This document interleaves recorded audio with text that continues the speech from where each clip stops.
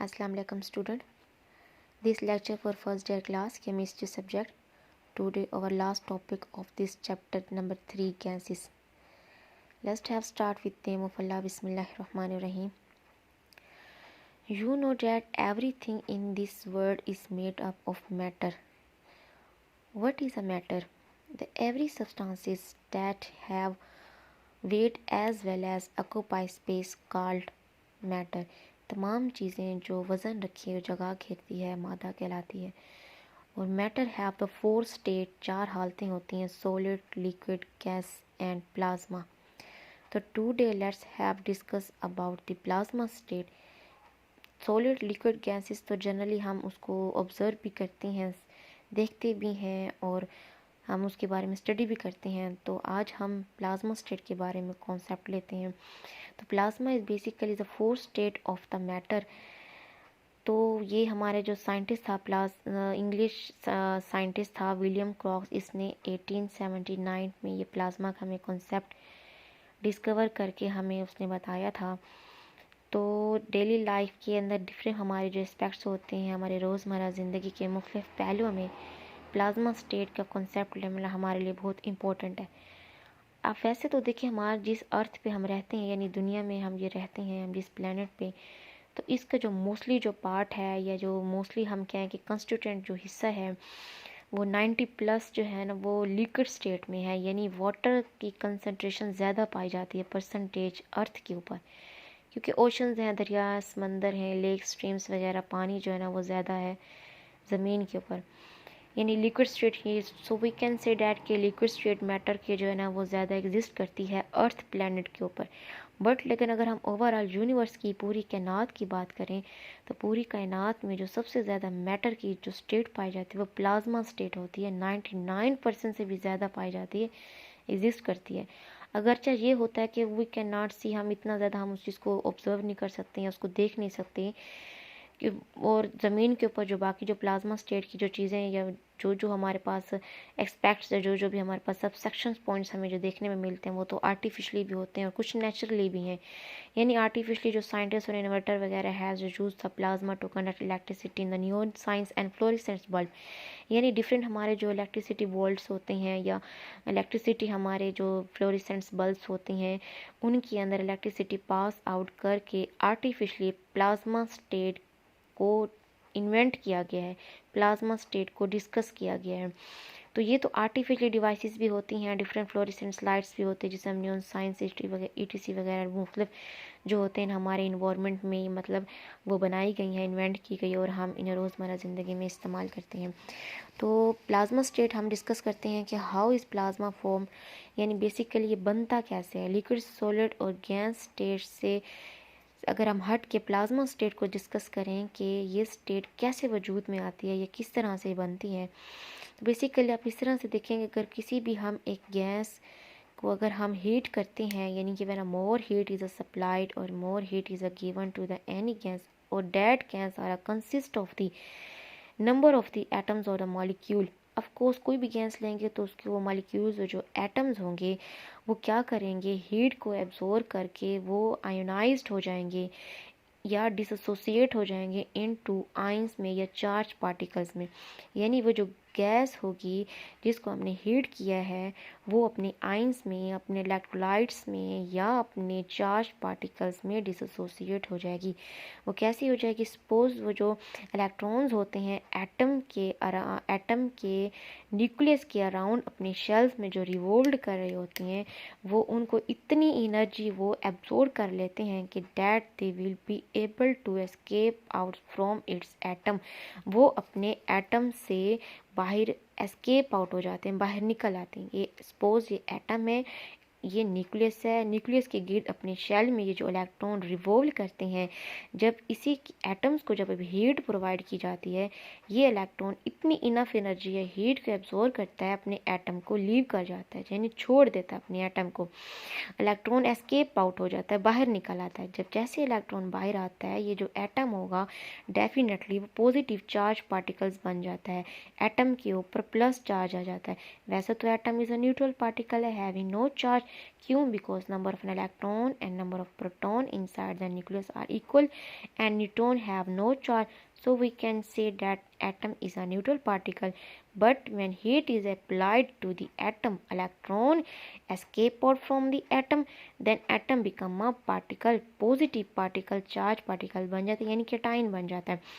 सो यानी इस तरह से क्या होगा, तो it becomes an ion, atom ion बन गया. तो insufficiently heated gas ionization happens many times. इसी तरह से अगर हम more and more heat provide करते जाएं तो creating clouds of free electron and ions का एक समझ के एक्सट्रीम्स बन जाएगा, यानी एक किस्म का एक मैटर की स्टेट में एग्जिस्ट करेंगे. तो atoms are not necessarily ionized and some of them may be remain completely intact with no net charges. तो ज़रूरी नहीं है उसी गैस के तमाम एटम आयोनाइज्ड हो जाएं, तमाम एटम अपने पार्टिकल्स में डिसोसिएट हो जाएं, ज़रूरी नहीं है. कुछ जो एटम्स होंगे वो क्या होंगे, रिमेन नॉन इंटैक्ट रहेंगे, यानी कि वो कुछ जो होंगे ना remain complete intact with no net charges. कुछ के ऊपर जो कुछ असर होगा ही नहीं, यानी अपने आयोनाइज नहीं होंगे, एटम की फॉर्म में ही एग्जिस्ट करेंगे. सो क्या हो जाएगी जब वो स्टेट बन जाती है, यानी कि हमारे पास जैसे अब मैंने एग्जांपल दी है, एटम था, इलेक्ट्रॉन बाहर निकला है और ये एटम क्या बनते गए हैं, प्लस चार्ज आता गया इनके ऊपर, पॉजिटिव पार्टिकल बनते गए हैं, इलेक्ट्रॉन बाहर निकलते गए.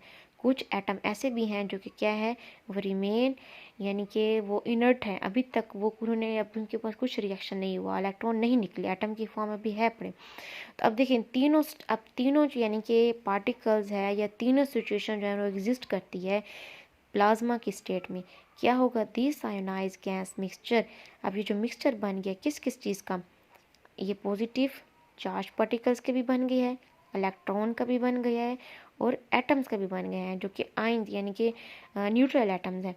सो this ionize gas mixture consisting of ions, electron and neutral atoms is called plasma state.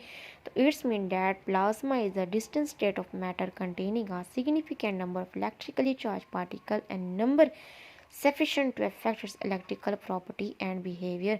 यानी कि ये जो प्लाज्मा स्टेट है, मिक्सचर है, that having the ions particles, having the electrons, यानी कि that consisting the electrons, ions and neutral atoms, यानी इसके पास तमाम इलेक्ट्रोलाइट्स चार्ज पार्टिकल्स मौजूद हैं. Then plasma will be able to conduct electricity. Electricity क्या होती है, the flow of charging is called electricity. Definitely जब plasma consist of the different charge particles पे मौजूद हैं तो अभी क्या एप्लीकेबल है to conduct electricity through it.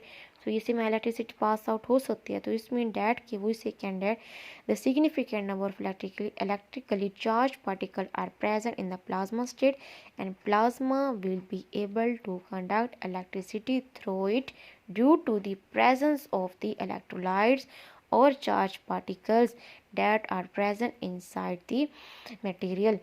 So next पढ़ती हैं कि the natural and artificial plasma कौन कौन से होते हैं. वैसे आर्टिफिशियल हमें आप बताएं, मैंने आपको फ्लोरेसेंस बल्ब्स होते हैं, इलेक्ट्रिसिटी बोल्ट्स वगैरह, वो डिफरेंट साइंटिस्ट ने किस तरह से इन्वेंट की है. नियोन गैस को, आर्गॉन गैस को, उसको इलेक्ट्रिसिटी पास आउट किया जाता है. पास आउट करने के बाद वो गैस आयनाइज्ड हो जाती है, यानी अपनी चार्ज में डिसोसिएट हो जाती है. फिर उसके बाद वो क्या होते हैं, वो चार्ज पार्टिकल एक्सेलरेट करती हैं, यानी कि कोलाइड्स करती हैं, और वो जो हीट से वो जो एनर्जी होती है वो एब्जॉर्ब करके वो फिर यानी प्लाज्मा स्टेट में कन्वर्ट हो जाते हैं, वो प्लाज्मा फिनोमिना शो करते हैं. बाकी जो नेचुरल प्लाज्मा होता है, वो नेचुरल प्लाज्मा आप देखें तो हमारी जो यूनिवर्स के डिफरेंट प्लैनेट है,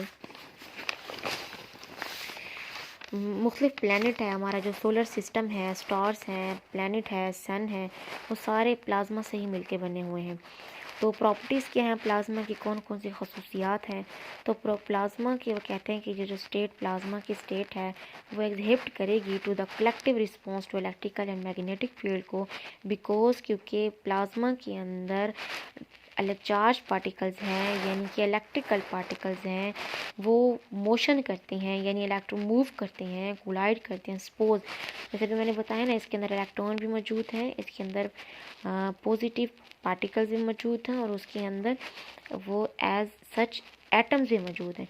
तो सपोज़ हमारे पास जो इलेक्ट्रॉन को अगर हम देते हैं, ये मूव करते हैं, कोलाइड करते हैं, यानी कि जो इलेक्ट्रॉन्स होते हैं ये अपने स्पिन के अराउंड भी रिवॉल्व करते हैं, एज वेल एज ये एटम में मौजूद ऑर्बिट के गिर्द भी रिवॉल्व करते हैं। यानी कि इनकी जो मोशंस होती हैं टू टाइप की होती है, सर्कुलर मोशन भी होती है और इनकी स्पिन मोशन भी होती है। The motion due to the revolvement due to the motion around the orbit in the atom is called orbital motion, या हम इसे सर्कुलर मोशन कहते हैं, ये ऑर्बिटल मोशन कहते हैं। और स्पिन मोशन से मुराद है इलेक्ट्रॉन की अराउंड इट एक्सिस, अपने एक्सिस के गिर्द घूमना जो है उसे हम स्पिन मोशन कहते हैं। जैसे आप अर्थ की देख लें, अर्थ जो है वो सन के अराउंड अपने महवर में, अपने ऑर्बिट में, अपने मदार में रिवॉल्व करती है। इसी तरह से ज़मीन जो है वो अपने महवर, अपने एक्सिस के अराउंड भी रिवॉल्व करती है, जिसे हम कहते हैं ज़मीन अपना चक्कर भी मुकम्मल करती है। तो वो सूर्य के गिर्द भी मुकम्मल करते हैं, खुद भी रिवॉल्व हो रही है। यानी कि सपोज अगर मैं कहूँगी कि ये जो ये सन है हो गया, ठीक है, और हमारे पास ये अर्थ होगी, तो ये जो अर्थ रिवॉल्व कर रही है, तो ये किस तरह से रिवॉल्व कर रही है, ये ऐसे ऐसे जा रही है, ऐसे ऐसे, यानी कि खुद भी अपना चक्कर मुकम्मल कर रही है और सन के अराउंड भी अपना चक्कर मुकम्मल कर रही है। तो प्लाज्मा स्टेट्स के अंदर ये तमाम पार्टिकल्स क्या करते हैं, जब इनकी ऑर्बिटल मोशन होती है और इनकी स्पिन मोशन होती है और इनकी मोशन की वजह से ये एंगुलर मोमेंटम क्रिएट्स करते हैं, यानी orbital angular momentum and spin orbital momentum ये डेवलप करते हैं। और उस ऑर्बिटल मोमेंटम की वजह से ईच पार्टिकल जो होता है ना वो act as a tiny magnet के तौर से बिहेव करता है। और एक टाइनी मैग्नेट, छोटा सा मैग्नेट जो होता है ना, वो उनकी मैग्नेटिक जो फील्ड क्रिएट्स हो जाती है। जब वो मैग्नेटिक फील्ड क्रिएट्स हो जाती है, देन तमाम जब इसी एटम्स को या इसी इलेक्ट्रॉन्स को, पार्टिकल्स को, when they are place inside the external magnetic field, then they are influenced by the external magnetic field, they are strongly attracted to the magnetic field. यानी दे उसके ऊपर ये असर दिखाएंगे। वो क्यों दिखाएंगे? क्योंकि उनके अपने पार्टिकल्स जो है वो खुद it's self magnetic field exert करते हैं, एक्सपीरियंस करते हैं। फिर जब उनको एक्सटर्नल मैग्नेटिक फील्ड में रखा जाता है, फिर वो उसके ऊपर उनका असर होता है।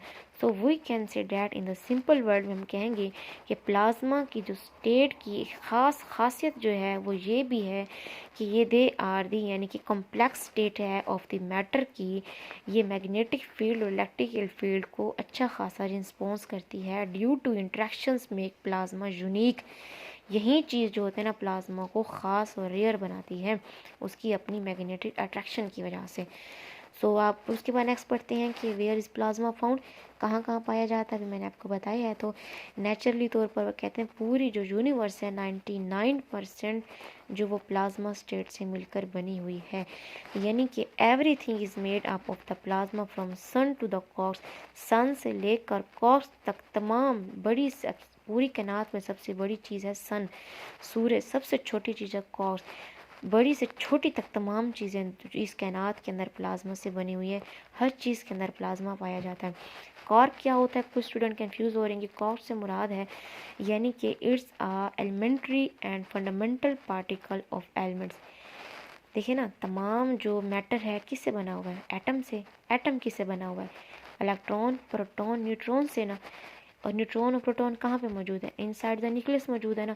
अब वो जो न्यूट्रॉन और प्रोटॉन है वो किससे बने होते हैं? वो स्मॉल पार्टिकल से बने होते हैं, जिसे हम क्वार्क्स कहते हैं। यानी कि हम अगर कहना चाहें कि सबसे छोटे से छोटा ज़रा जो होगा ना वो क्वार्क्स कहलाएगा, ठीक है ना, क्वार्क्स कहलाएगा, उसे हम कहेंगे स्मॉलेस्ट पार्टिकल होगा। अब देखो आपको इस तरह से समझ लें कि हमारी बॉडी के अंदर डिफरेंट सिस्टम है, रेस्पिरेटरी सिस्टम है, एक्सक्रीटरी सिस्टम है और डाइजेस्टिव सिस्टम है और नर्वस सिस्टम है। चलिए आप एक रेस्पिरेटरी सिस्टम को लें। रेस्पिरेटरी सिस्टम के अंदर कौन सा मेन ऑर्गन होता है? लंग्स होता है। लंग्स किससे मिलकर बना होता है? उसके अंदर ब्रोंकी होते हैं और छोटे छोटे ब्रोंक्यूल्स होते हैं। और ब्रोंक्यूल्स किससे मिलकर बने होते हैं? उनके क्या फंक्शनल यूनिट कौन सा होता है लंग्स का? ब्रोंक्यूल्स के ऊपर एक एयर सैक्स होते हैं जिसे हम एल्वोलाई कहते हैं। अब एल्वोलाई जो होते हैं वो मेन फंक्शनल यूनिट्स होते हैं ऑफ लंग्स के, यानी कि lungs are made up of large number of functional unit called alveoli. So we can say that in the simple word, atom is made up of small particle, electron, proton and neutron, and the neutron and proton are then made up of smallest particle that called quarks. ठीक है, समझ आ गया। तो यानी कि बड़ी से सन से लेकर कॉक्स तक छोटी चीज़ें भी प्लाज्मा से बनी हुई है। तो अप्रॉक्सीमेटली हमारे तमाम प्लैनेट स्टार्स के अंदर प्लाज्मा पाए जाते हैं। सन जो हमारा सूरज एक 1.5 मिलियन किलोमीटर बॉल है प्लाज्मा की, यानी इतनी इसका डायामीटर है। एक हॉटेड गैसेस यानी हॉटेड गैसेस है, मजमू है गैसेस का एयर के, यानी कि सन के अंदर जो है ना वो फ्यूजन का अमल हो रहा है। फ्यूजन आपने पढ़ा होगा, फिशन और फ्यूजन।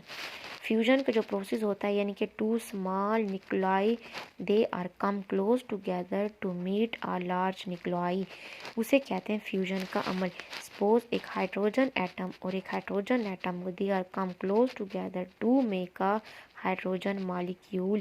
तो ये जो फ्यूजन का अमल हो रहा है सूरज के अंदर हो रहा है, जिससे यानी कि डिफरेंट हमारा जो सूरज के यानी कि प्लाज्मा स्टेट जो है ना वो बढ़ती जा रही है। डिफरेंट गैसेस का मजमूआ है, तो लॉट्स ऑफ हीट और इवोल्व होती हैं फ्यूजन के प्रोसेस से। फिर इस वजह से सन जो है बहुत हॉट है, यानी फ्यूजन प्रोसेस होते हैं और हीट जो हॉट है हम ये देखा जाए तो उनमें बढ़ती जाती है। तो इन द अर्थ अगर देखा जाए तो यानी कि ज़मीन के ऊपर देखा जाए तो वो लिमिटेड प्लेसेस है जहाँ पर हमें प्लाज्मा मिलेगा। तो मोस्टली जो होगा ना वो प्लाज्मा हमें बस आर्टिफिशली ही मिलेगा, जैसे लाइटनिंग बोल्ट्स में, फ्लेम्स में, फ्लोरेसेंस लाइट्स में। चलिए पढ़ते हैं कि हम इसके एप्लीकेशन कौन कौन से प्लाज्मा के फ्लोरेसेंस लाइट्स के अंदर ये पाए जाते हैं। बल्ब्स के अंदर फ्लोरेसेंस लाइट्स, ये जो बल्ब हम होम अप्लाइंसेस यूज़ करते हैं घरों में, ऑफिस में, डिफरेंट इंस्टीट्यूट्स में या रोड्स के ऊपर जो लाइट्स लगी होती हैं, ये भी इसके अंदर भी आर्गन और नियॉन गैस इस्तेमाल की जाती है। बेसिकली किस तरह से एक्शन परफॉर्म करती हैं, जो नियॉन गैसेस होती हैं ये हम ट्यूब के अंदर इंजेक्ट कर दी जाती है और उसके बाद इनको एनर्जी जो इलेक्ट्रिसिटी प्रोवाइड की जाती है। फिर इलेक्ट्रिसिटी प्रोवाइड करने से ये जो इनकी जो गैस होती है वो डिसोसिएट हो जाती है अपने आयंस में या अपने चार्ज पार्टिकल्स में, और यानी कि एक्साइटेशंस हो जाते हैं, उनके अंदर कोलिजन्स हो जाती है एटम की। जब वो चार्ज पार्टिकल या जो एटम्स होंगे जिनकी कोलिजन्स होगी, एक्साइटेशन होगी, फिर वो ग्लो करते हैं, तो glowing plasma inside the bulb. तो फिर इसी तरह से बल्ब के अंदर आप देखते हैं कि फिलामेंट्स होता है, यानी पतली सी तार लगी होती है। फिर जब बल्ब यानी कि जब इलेक्ट्रिसिटी पास आउट होती है ना, तो फिर ये जो गैस होती है वो डिस्चार्ज ट्यूब के अंदर वो फिर यानी बल्ब्स के अंदर या डिस्चार्ज ट्यूब के अंदर वो अपने आइंस में डिसोसिएट हो जाते हैं। फिर पार्टिकल क्या होते हैं वो फिर मूव करते हैं या वो कोलिजन करते हैं। तो कोलिजन और मूवमेंट से वो एक ग्लो पैदा करते हैं, यानी कि वो रेडिएशन या ऐसा समझने कि उनके अंदर लाइट की इफेक्ट क्रिएट हो जाता है, जिसे हम कहते हैं कि प्लाज्मा जो है ना वो इसके अंदर इस्टेब्लिश हो गया इनसाइड द बल्ब। इसी तरह से आप डिफरेंट एप्लीकेशन देखते हैं तो हमारे पास इसमें हम semiconductors sterilization of the some medical products को स्टेरिलाइज करने के लिए जो डिफरेंट हम प्रोड्यूस किए जाते हैं टूल्स या इंस्ट्रूमेंट्स या हम सेमीकंडक्टर्स, तो वो भी प्लाज्मा से बने होते हैं। लैंप्स में देखें plasma, lasers, diamonds coated films, ये डायमंड कोटेड फिल्म ये सिलिकॉन्स की फिल्म्स होती हैं, thin layer films, different chips होती हैं, ये इस्तेमाल की जाते हैं इलेक्ट्रॉनिक डिवाइसेस के अंदर। तो ये डिफरेंट यानी कि यहाँ पर भी प्लाज्मा जो पाया जाता है, और हाई पावर के जो माइक्रोवेव सोर्सेज होते हैं और पल्स पावर स्विचेस होते हैं, ये भी प्लाज्मा इसमें इस्तेमाल किया जाता है। और उसके अलावा हमारे पास इलेक्ट्रिकल सिटी यानी फ्यूजन, प्लूजन कंट्रोल और removal of the hazardous chemicals यानी ख़तरनाक केमिकल को रिमूव करने के लिए, किल करने के लिए और आलूदगी को कंट्रोल करने के लिए और फ्यूजन के प्रोसेस से एनर्जी को स्टोर करने के लिए भी हम डिफरेंट जो इम्पोर्टेंट पोटेंशियल एप्लीकेशन भी प्लाज्मा से इस्तेमाल में लाई जाती हैं। Plasma lights up over office, हमारे घरों को, हमारे ऑफिस को ग्लो करती है। हमारे जो कंप्यूटर डिफरेंट डिवाइसेस होती हैं, होम अप्लाइंसेस वगैरह, वो भी प्लाज्मा के ही मैरून मिन्नत है। तो they drive the lasers and the particle accelerator वगैरह डिफरेंट हेल्प हमारे इन्वायरमेंट्स में, जैसे कि फूड को पेस्चराइज करना होता है, makes the tools collision resistant वगैरह। आप देखते हैं कि डिफरेंट टू यानी कि लाइट्स वगैरह होती है, जैसे कि माइक्रोवेव ओवन में देखें तो उसमें लाइट्स होती हैं, फ्रिज के अंदर देखें तो उसमें भी लाइट्स मौजूद होती हैं, या डिफरेंट केक में अगर हम केक बनाने वाले या फिर उसमें देखें ना जो वो यूज़ करते हैं कंटेनर वगैरह, तो या फिर वो उनके रेफ्रिजरेटर्स होते हैं तो वो लाइटेड होते हैं, यानी कि लाइट की उसमें रखा जाता है, उनको स्टोराइज किया जाता है। तो वहाँ पर भी प्लाज्मा का ही इस्तेमाल किया जाता है। तो पेस्चराइज फूड को पेस्चराइज करने के लिए, स्टोराइज करने के लिए, उसको जर्म से पाक करने के लिए, उसको प्रिजर्व करने के लिए, यानी कि फिर उसको प्लाज्मा यानी कि वहाँ पर एक्सेलरेटर में इस्तेमाल किया जाता है, लेज़र्स में इस्तेमाल किया जाता है। और उसके अलावा वह तमाम टूल्स भी जो कि कोलिजन रेजिस्टेंस होते हैं, यानी कि जिनको जंग न लगे, तो वो भी बनाने के लिए जो टूल्स या इंस्ट्रूमेंट बनाए जाते हैं वो भी प्लाज्मा वहाँ पर इस्तेमाल किया जाता है। तो बेसिकली हमारे पास फिर हमने प्लाज्मा के एप्लीकेशंस पढ़े हैं, हमने कहाँ कैसे फॉर्म्ड होता है और उसकी मेन कैरेक्टरिस्टिक्स कहाँ क्या क्या है और उसकी एप्लीकेशंस क्या हैं। तो आपने ये चीज़ ऑब्ज़र्व की होगी कि पूरे कायनात के अंदर जो मैटर की सबसे ज़्यादा जो स्टेट पाई जाती है, कंसंट्रेशन पाई जाती है, वो प्लाज्मा स्टेट है। तो जो साइंटिस्ट है फिर वो इस चीज़ को भी यानी कि गौर फिक्र करते हुए वो सोच रहे हैं कि फ्यूचर के तौर पे हम यानी कि प्लाज्मा से और भी यानी कि बहुत सारे एप्लीकेशन इस्तेमाल में लाए जा सकें, यानी कि उनको इफ़ेक्टिव बनाया जा सके। प्लाज्मा को यानी लो एनर्जी इस्तेमाल करते हुए should be able to survive without the instantly reacting and then के डीजनरेटिंग। यानी वो कहते हैं कि हम इस प्लाज्मा के इस मैटर की इस 4 स्टेट प्लाज्मा को अपने इस्तेमाल में लाते हुए, उसको इन्वेंट करते हुए, मज़ीद यानी उसको गौर फिक्र करते हुए हम अपनी ज़िंदगी को सर्वाइव करने के लिए हम लो से लो एनर्जी इस्तेमाल कर सकते हैं, ताकि हम जो बाकी जो एनर्जीज़ हैं यानी कि उसको ड्राइव करने के लिए हमें ज़िंदगी में जो भी हमें ज़रूरत हो वो हम प्लाज्मा से हमें हेल्प आउट करनी चाहिए। तो उसके लिए फिर metastable particles are selective in their the reactivity, यानी मुख्तलिफ एक्सपेरिमेंट्स अभी भी यानी कि जारी हैं ये इस तरह से। वो इसके बारे में आपको यानी कि थोड़ा सा आपने इसका अपने रिव्यू खुद आपने पढ़ लेना कि फ्यूचर के बारे में जो साइंटिस्ट हैं वो किस तरह से वो करने के लिए कि उसकी मैग्नेटिक और इलेक्ट्रिकल फील्ड को भी इस्तेमाल में लाते हुए वो यूज़फुल हो सकते हैं हमारे फ्यूचर के लिए। तो इसमें यहाँ पर इस चीज़ के रेफरेंसेस दिया गया है। तो आज हमने क्या पढ़ा है, आज हमने प्लाज्मा स्टेट पढ़ी है जो कि मैटर की 4th स्टेट है। तो आई थिंक कि ये सबसे इम्पोर्टेंट स्टेट है लिक्विड, सॉलिड और गैसेस से भी। Okay student, thanks lot. बाकी जो है आपका ये जो चैप्टर है वो कंप्लीट हो गया, आपने इसकी एक्सरसाइज करनी है और मैंने आपके कॉन्सेप्ट क्लियर करवा दिए हैं। तो आप एक्सरसाइज करने में आपको किसी किस्म की कोई डिफ़िकल्टीज़ का सामना नहीं करना पड़ेगा। ठीक है, एक्सरसाइज आपने खुद करनी है। इंशाल्लाह हम फिर मंडे से न्यू चैप्टर स्टार्ट करेंगे, चैप्टर नंबर 4। अल्लाह हाफिज़।